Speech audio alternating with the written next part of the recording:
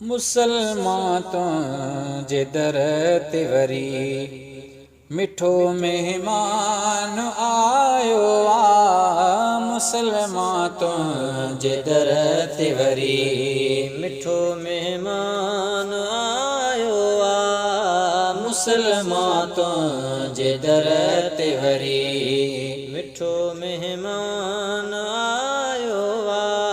खुदा तरफ़ां ही जन्नत जो हो, खुदा तरफ़ां ही जन्नत जो खणी सामान आयो आ। मुसलमान तुंहिंजे दर ते वरी मिठो महिमान आयो आ। मुसलमान तुंहिंजे दर ते वरी फर्ज़ तुंहिंजा सतर थी पवनि, नफ़िल तुंहिंजा फर्ज़ थी पवनि।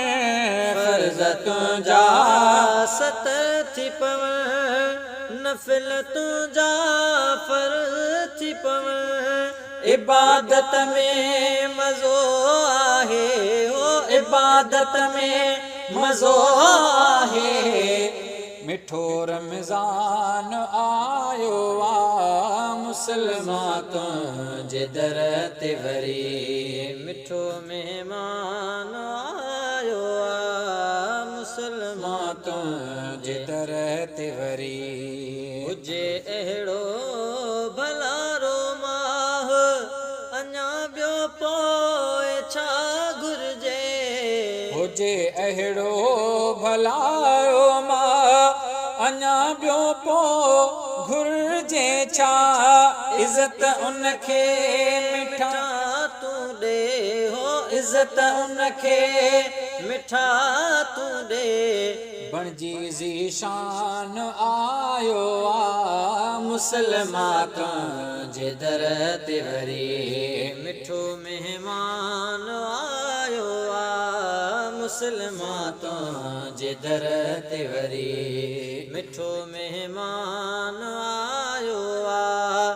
खुदा तरफ़ां जन्नत जो ही ओ खुदा तरफ़ां ही जन्नत जो खणी सामान आयो आ। मुसलमान तुंहिंजे दर ते वरी बहारनि जी पुगी मौसम, ठरी दिलि पई सफ़ा आहे। बहारनि जी पुगी मौसम, ठरी दिलि पई सफ़ा आहे।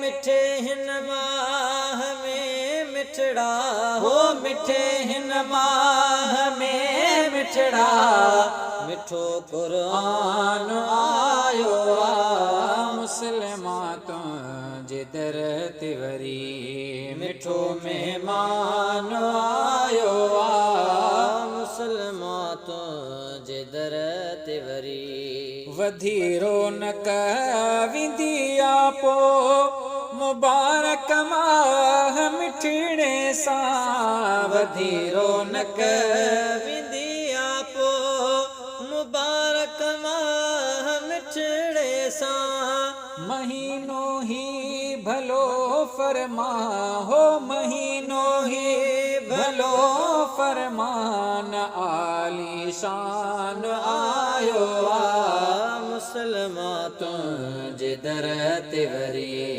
मिठो महिमान आयो आ। मुसलमान तुंहिंजे दर ते वरी खुदा तरफ़ां जन्नत जो ही हो, खुदा तरफ़ां जन्नत जो ही खणी सामान आयो आ। मुसलमान तुंहिंजे दर ते वरी मिठो महिमान आयो आ।